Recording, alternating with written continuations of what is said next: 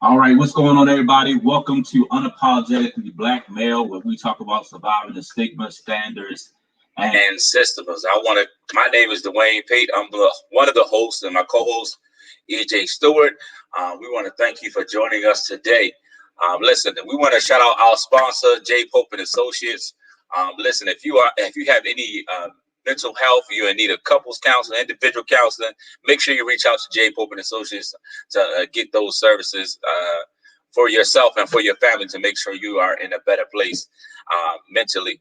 So once again, we have a special guest on today. I'm going to turn it over to him, just kind of let him introduce himself and tell us a little bit about him, where he's from, and the business that he runs. Yeah. Thank y'all for the invitation. Thank you, Dwayne. Thank you, EJ. It's an honor to be here with other Black men discussing how we are moving forward and trying to live our best lives, right? Yep. Because it's a journey every day, y'all. But yeah. Again, my name is JT Logan. I am a father first. I'm a business owner. I'm also a minister. Been rocking in business since I was, I don't know, a long time. I'm 10 years in as an official, with this particular business. But my first business, I started when I was in middle school. Okay. So I was in middle school, and I'm 30 now. So I've been at this hustle game or this entrepreneurship life, the crazy life that it is, for a minute, for a good minute. And I think now it's at a different point. Now I'm in a position to, as an employer, someone who's responsible for other people's well-being, right? So it's a different pressure, but it's also a different grace, a level of grace, right? That you're just grateful to be in a position like that you can help somebody else, right? But yeah, my story is this, man. I've always been very driven by opportunities or business opportunities that impact people's lives. So the whole gamut of, okay, I'm social impact driven. That's been me from the jump. My first business was called servant wear, right?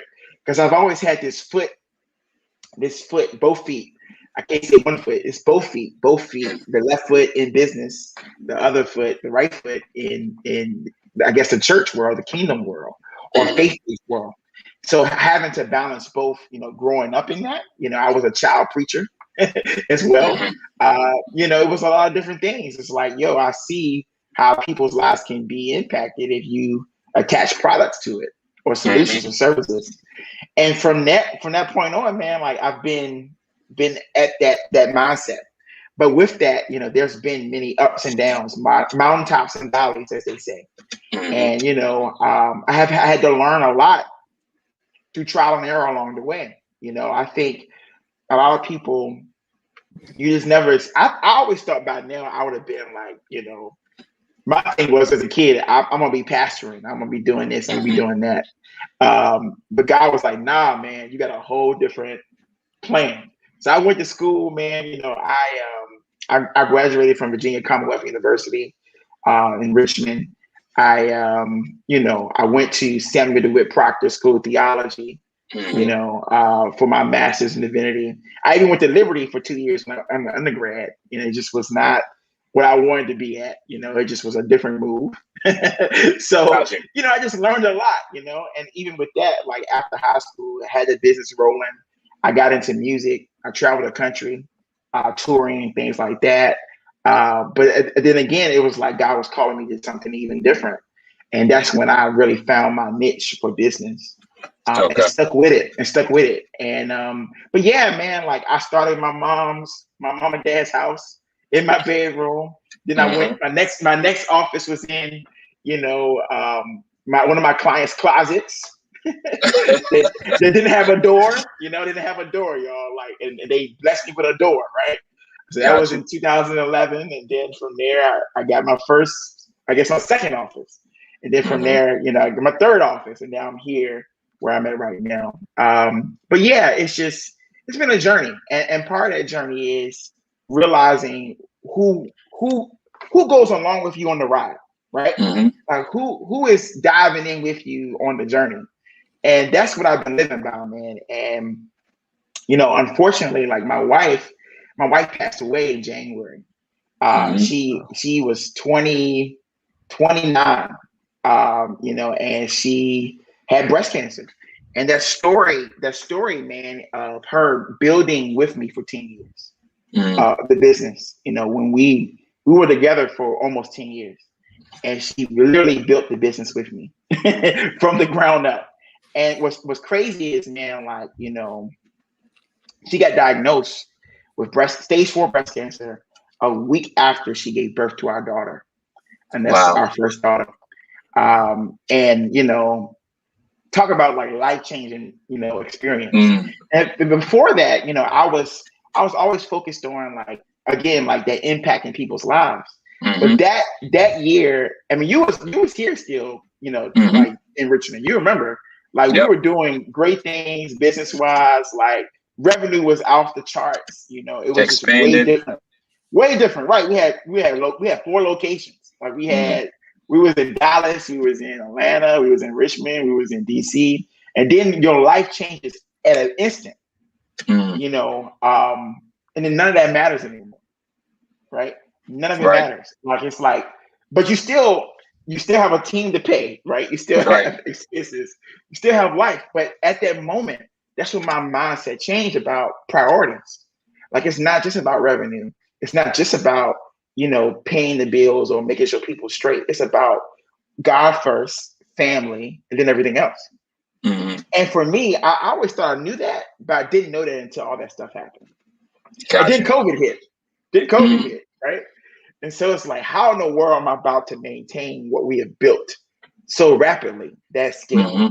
But how are we about to maintain this? So that's my story, man. Like last year taught me that I still can hustle the same way I used to in college. And so now I'm grateful that capacity has been rebuilt. Things have changed, revenue wise for the better. But you just do stuff differently. And my wife passing knocked the wind out of me, man. Like, I was pre-grieving before she even passed. Gotcha. I just knew, I had faith, right? But I just knew where it was going. Sometimes you see stuff, where it's going. Right. And so I'm grateful that, mentally, you talk about mental health. And one thing that I did, she was in mental health, my wife. She was a school counselor. And one thing she made me do was get in therapy, right? Before she got really, really sick. And that kind of prepped me for what was going to happen, that I didn't know was going to happen, that I didn't want to happen. But that allowed me to kind of like communicate with her about what really mattered, about how we love each other, like how, all she wanted was to be a mom. And now I can honor her by being the best dad that I can be, right? Right. And what's crazy is throughout all of that, I believe that I honored God through that season. And even now, like I had probably one of my first high level multiple comma months while she was dying. She was dying, man. Wow. And like, seeing a 6-figure month like that, and she can't even enjoy it. 2 weeks later, she died. And like, it shows you like what really matters. It's not the money. It's like how you help people, how you spend time with your family, how you honor God with everything that God blesses you with, the stewardship principle. That changed my whole perspective, man. And now, like, that's why I'm like on this kick. Like, I got to share with the world what really matters. It's not the revenue. It's how you use what God blesses you with to honor Him, but also bless other people. Absolutely. That's my new mantra, man. Yes, that's where I'm at. Yep. Man, I kind of knew the backstory coming in, so I kind of knew what was going on. But just your faith, your strength, just because that building with somebody for so long and then kind of having to almost start over, and then you starting over as a father. You start fresh as a father, like I mean, y'all seen Kevin Hart in Fatherhood, right? Like, y'all seen that movie. If you watch that movie, bro, like that's my life, like pretty much. I wasn't ready. I wasn't ready, man. It took me like three and a half days, bro. Bro, it took me 3.5 days to watch that movie because it just was like you either you're cussing in your head or cussing out loud watching it. You're crying. you're praying, it's just a lot. Because when you talk out the emotion, this is like the first time I've talked about this with y'all. Wow. And it's like, yeah, thank you. It's just you can't, it's unbelievable. Like how that story is, man. And I'm like, God, there has to be a why in it, right? There has to be a reason why you allowed us to survive this, but still allow her to be with you. Like I'm grateful that I'm finding peace because I know that my rock, my queen, she's where she's supposed to be, right? And for me, I'm living by this concept of the assignment. That assignments that God calls you to, they're not always things that you want to do or things you agree with, but there's a reason for the assignment. And in the assignment, you have to trust God for the provision and trust God for whatever you're manifesting. Like there has to be a reason of the why. Why do you go through storms? Why do you go through mountaintops and the valley? Right. Because there has to be a different season coming. You know what I mean? There's so much. That's where I'm at. There's so much about you that, and I mean, I usually let D go get off, man, but I was not ready. And it's like me either, bro. No, I wasn't ready for you. Okay. But we talk about stigmas here, man. I mean, there's so much that you have overcome that you're the glaring example of what not falling into the stigma. You were a young husband, a father, a minister, and man, your resolve just to sit here and do what you do. And I want to commend you, man, because thank you, bro. Knowing what is important, that's something I talk to people about all the time. Not getting caught up in the nonsense and the why. And I always say, as long as you're alive, you can do it. And I mean, man, that's incredible, man. And I'm sure your story is going to uplift. It's going to put people in perspective and remind them of what's really important, man. And I don't even know how you do it. But I just want to say I commend you. Thank you, man. I mean, you ask how I do it, I have no idea either. It's just like, I just think about the good times, bro. It was hard for me, like lately, transparently, it's like watching my daughter grow, right? And knowing that her mom is not here physically to like be here, And my daughter, she turns 2 in August next month. And so, if you're a father or a mother, those years, they grow so quick. And like seeing like her be so aware of her mom being gone, that is like the hardest thing, man. Like every night she has to, like, before she goes to sleep, she has to literally look at my phone of her mom's pictures to go to sleep. I should say mama, mama, mama. And because she's a tech native, right? Being born into it, she takes the phone, slides it, zooms in. Man, I mean, it's like she even know how to create a movie with the music so she can watch, it flow the way she wants. You know what I mean? Like, wow, it's amazing.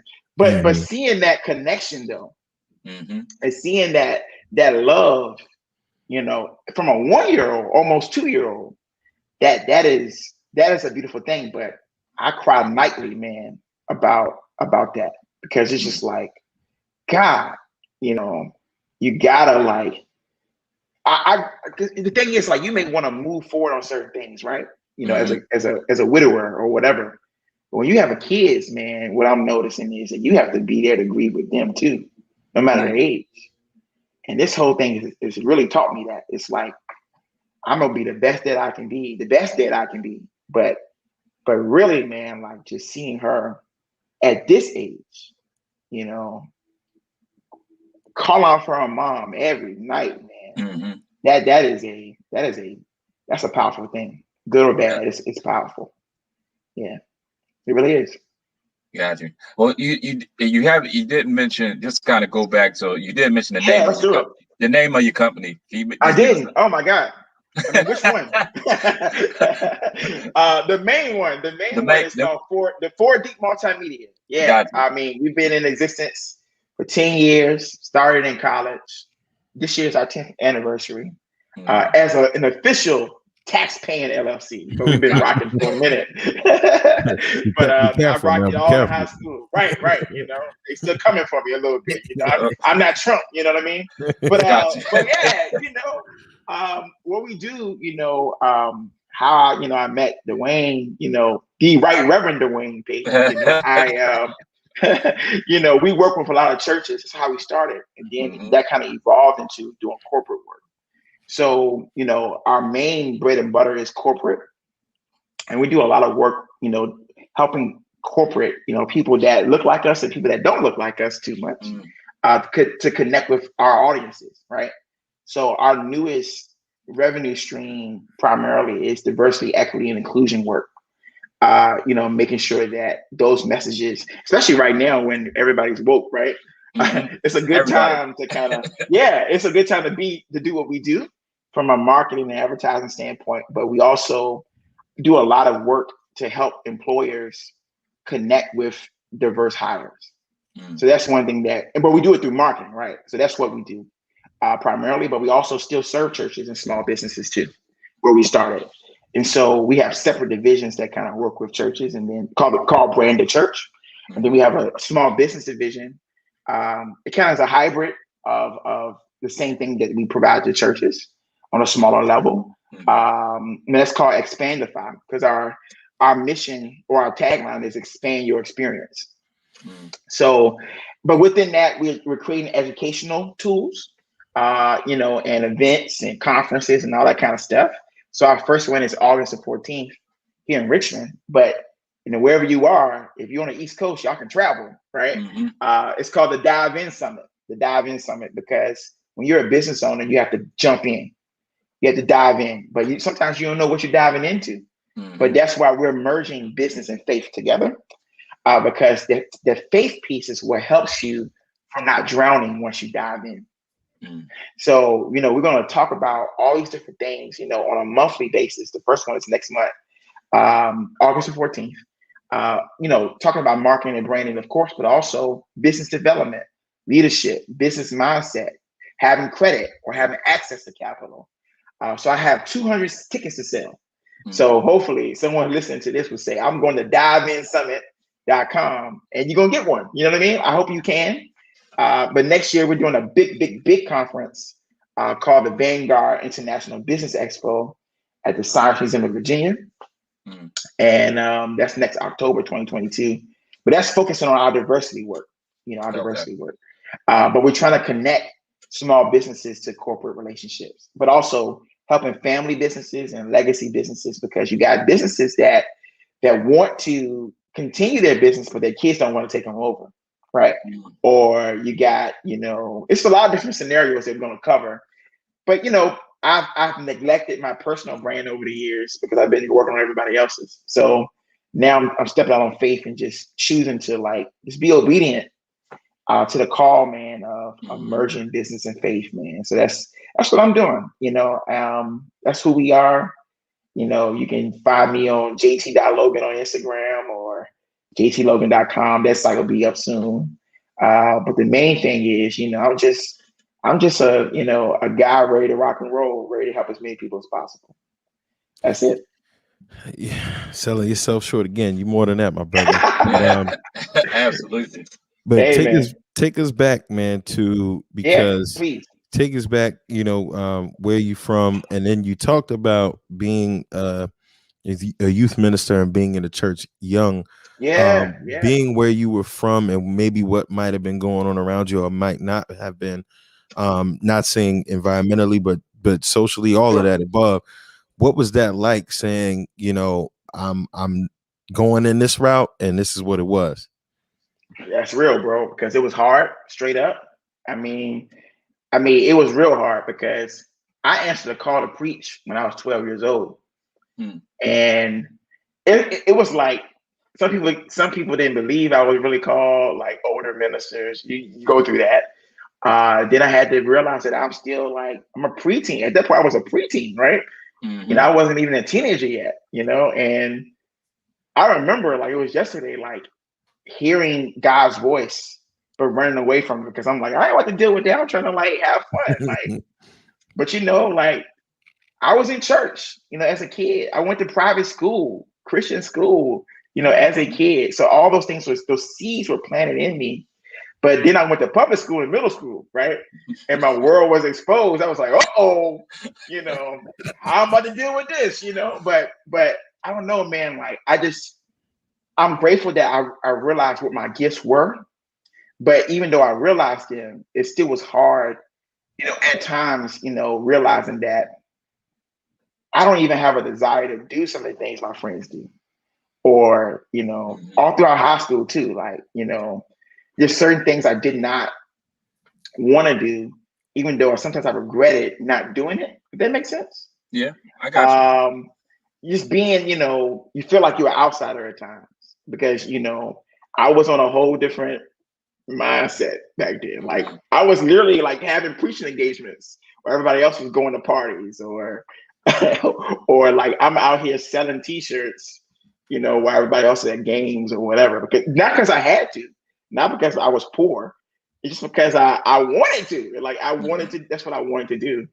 And looking back on that, there's many times I wish that, and I try to help young ministers too, about balance, you know, about balancing your life, you know, because it's not, you don't have to pretend like you don't have to model your ministry or your mindset after what you see. That makes sense. Because when you're young, even when you're like just getting into ministry or even business, it applies to both. You're very impressionable. You see things, you're visual, you say, I want to be like this, I want to talk like this, I want to do like this. But you have to find who you are. And I finally found who I was, and I became comfortable with that. I didn't have to, you know, put myself in any box because God called me to be innovative and be creative. And when I realized that, I realized I can flow the way that God wanted me to flow. And whoever want to rock with me, they can rock with me. But it also taught me humility too. Like just because you are young and you do certain things doesn't mean you need to treat people or act like you can't hang with people. You know what I'm saying? It just taught me different things growing up that applies to me now, which I'm grateful for. Because I believe that's why I'm relational as a person in my approach to life, is because of stuff that I had to learn back then. So yeah, I mean, it was a struggle. I think, but it also was a lot of joy too, because I knew that I was doing what I was supposed to be doing, right? But yeah, like when my wife came into the picture though, like I knew my wife when we were kids, but she won't check it for me back then. Like I think I was too nerdy for her or something. I don't know what it was. She was that's like, that's I how ain't it always checking for goes. you. That's how it always goes. It is, bro. Like, you know, and when I came back home to go to VCU, and I was like, yo, we just got reconnected somehow. And I think on Twitter, we got reconnected. And then she was a Howard girl, though. You know what I mean? And I was still green. I thought I had swag, right? So homegirl, like I was her project, yo. Like she made sure, like I knew what the deal was, you know. So I was a part-time student at Howard, quote unquote, you know, for 2-3 years. You know what I mean? And I'm grateful for that because I think I have more friends at Howard than at VCU. Like when I come to homecoming, people know me, man, because they're like, weren't you in this class and that class? I'm like, no, bro, I won't. But I wish I was though. Y'all ain't have my degree. I wish I was though, because I went to VCU and I majored in mass comm, but I specialized in 2 tracks: creative and strategic advertising. And what was hard because I didn't do Greek life. I didn't do anything. Like I had an office at the time that was close to campus. So I literally went to school and went back to the office because I had to meet with clients. It was that kind of hustle. And like those same relationships, some of those people are still clients to this day, which is crazy. I mean, that's but a lot of people, they don't get that part, man. Like I made a lot of sacrifices to like kind of, I didn't even realize they were sacrifices. It's just something that I thought I had to do to build. A lot of risk, a lot of money gone, you know, but a lot of money you get. but I don't trade none of it, man. Like the good and the bad, it was all necessary for you know, why I'm able to still smile right now, you know, in spite of going through trauma, you know. So can you touch a little bit on the relational piece and like the sacrifice that sometimes business people, like if you're starting a business, individuals don't really get that get that concept or it's like a Right. mindset. Like, hey, like it's not gonna happen overnight. This is something you gotta work at. So can you speak to that and just kind of how that plays a part in how successful your business can be? I mean, right. I mean, especially if you don't have access to capital and resources when you first start out. Like you're gonna have to take risk to go to the next level. I mean, my credit got ruined at one time. Like it just a lot of things happen. Like lost friendships, lost, you know, I got into many arguments with my wife over the years about she's like, Negro, what are you doing? But she didn't say Negro, she said something totally different. Right. You know, about risk taking, because I mean, another thing is you know, I love my friends, but there's some things you just can't go into partnership with friends, or you just learn a lot of stuff. The grit is dangerous, right? And you learn not to take things personal, you know, because if you take things personal, you know, over being professional, it's always it's just a bad idea, right? You know, so I learned over the years, like even with clients, right? Like, if they don't like certain things, so we're in a creative space or a strategic consulting space, right? So our ideas may not always be perceived well. So when you're first starting out in business, whatever business you do, your ideas, you may think it's the best idea ever. Like this is the best product. This is the best solution. I'm that guy. I'm that girl. But the real, in the real, your idea may not be the best idea. And someone that you may love, someone that you may, you know, maybe paying you, they may not like what you present. And often when you first start out, you get real emotional about it because you're attached to it. There's some emotions to it. I look back at some of like my responses to things, because I one thing as a business owner, never delete any email. I got like 800,000 emails. And sometimes you look back at it and you say, God, I thank you for how my responses change to certain things. Because you got to deal with like crazy people, crazy clients, you being crazy, you being stressed out. And then when you realize how to deal with that, you can look back at it and you look back at someone else who's just starting and you can help them to avoid some of the pitfalls, right? So I look back at those things, but I also look at like, you know, just look at pictures sometimes. I'm like, man, I thank God for not letting me do that kind of work anymore or whatever, but also being able to delegate. I had a hard time with that for a long time. I still struggle with it sometimes because I like to micromanage because I'm a perfectionist. So, you know, within that, you become a people pleaser. And as a business owner, you have to learn how to navigate those waters because it's very, very edgy, very rough, because you can't please everybody. That would stress you out, you know. So if there's anything I can say about that, it's like, yo, I'm glad I realized that you can't please everybody. And you have to learn how to say no. And you have to learn how to hire people if you're in that position that can deal with people that you don't want to deal with. Not because you don't want to deal with them, because your time is different. Time, I think, through this last season of my life, losing my wife and all that kind of stuff, that has taught me the value of having teams, the value of building people in a way that they believe in your vision the same way you do. Y'all still hear me? I lost the pod. Yeah, but we got you. But you know, we're gonna keep going. The show keeps going. But yeah, man, like, you know, that's you know, that's what I'm learning, man. Like timing. I don't know. I mean, we talked to some dynamic brothers on this joint, and you added up there, but to me, I don't know that we have talked to someone, and I don't know, to me, that just defines what this is. You know, unapologetically, just you lived a life so far, and God willing, you know, continue to that many of us could never live, with the success, the drive, the focus, and being able to reflect on yourself.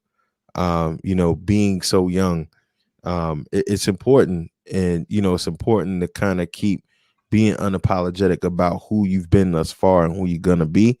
But Yeah, man. still, like in the poem, if it's like, if you could still walk amongst kings and not lose the common touch, you're still being able to do that.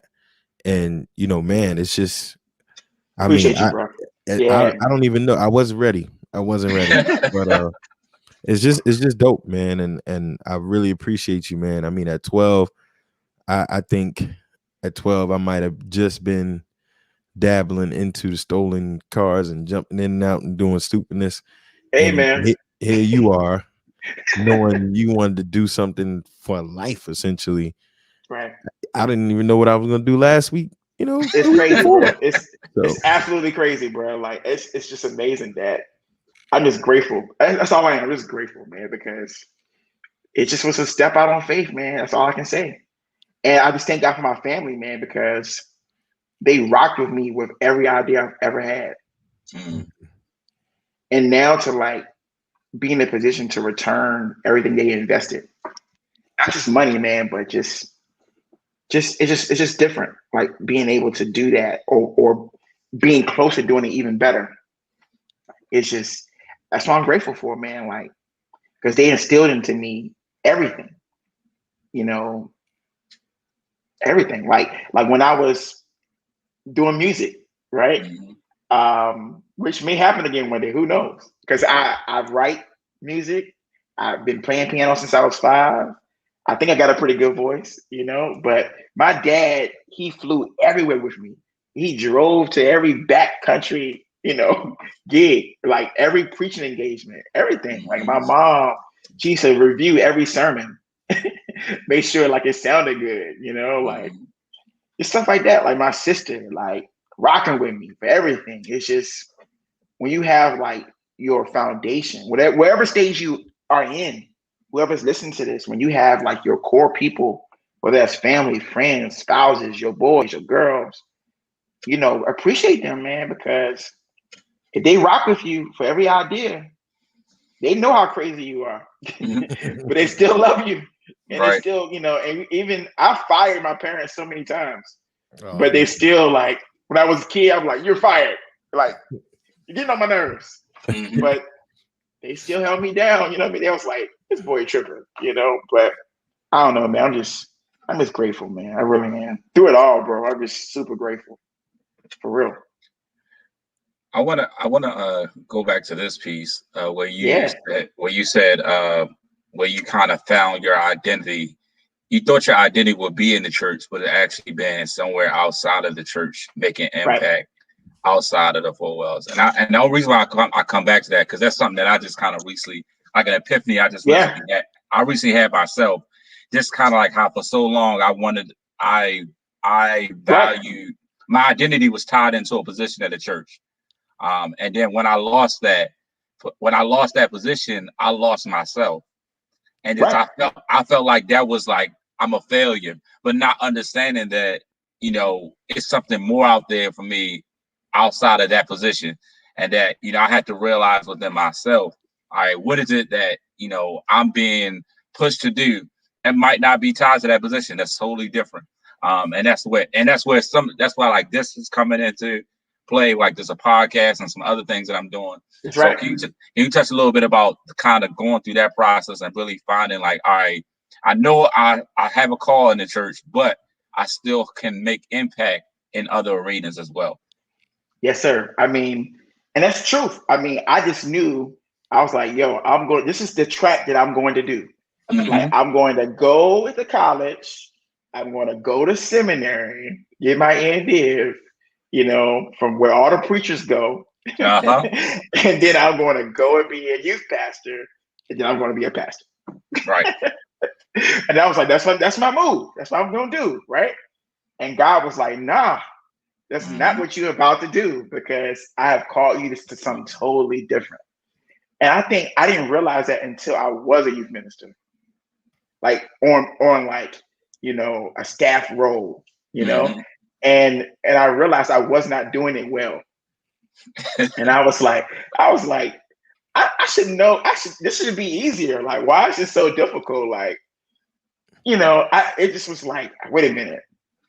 And they gave me grace, you know what I mean? But they can tell that it wasn't a good fit. And I was like, I resigned. I was like, let me resign before they let me go, because clearly, and it's all love. They love me, I love them. But it just was like, I realized and said, wait a minute, maybe this is not where the call that God has for me. And that hurt, man, because it was like, wait a minute. Is it me? Is it them? Is it a combination? Like, what is it? Like, what's the issue? But then God revealed to me, it was like, yo, you have to realize that what I have for you, back to this assignment, the assignment, it's not something that's already been done. So you have to follow me and trust me for me to reveal to you what that assignment is, whether you want to do it or not. And whether you feel like, for years, I tried to separate business and ministry. And then I started seeing like one person that really changed my life, always have. But when I went to Dallas, to a party's house, and I had a mentor, and who also became an investor, sow that seed to connect me with that group of people, right? And that mindset, and when I was with, sitting under a conference with TD Jakes, and I've been to many conferences with him, but he showed me this model of business and ministry that blew my mind. And I was like, wait a minute, you can make this work together.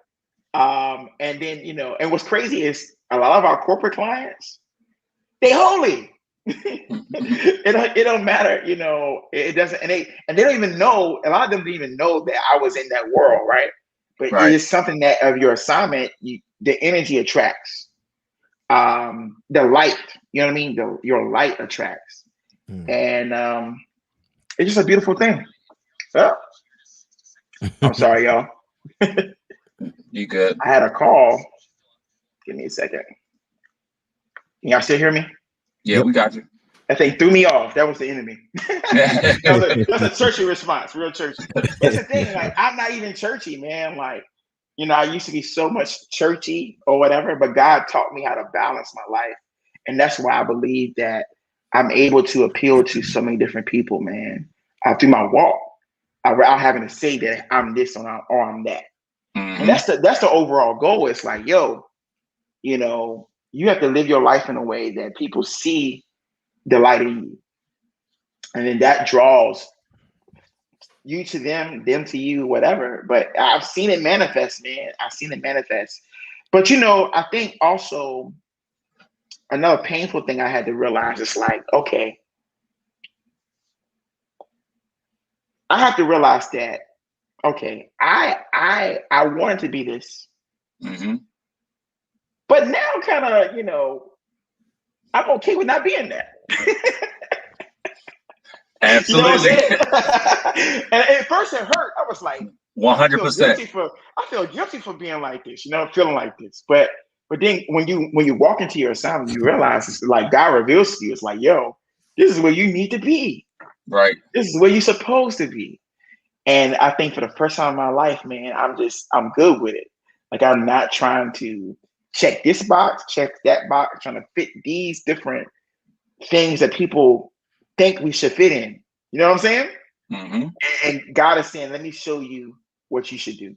Because you can still do the gospel. You can still reach people with this method. It doesn't have to be the way that you saw.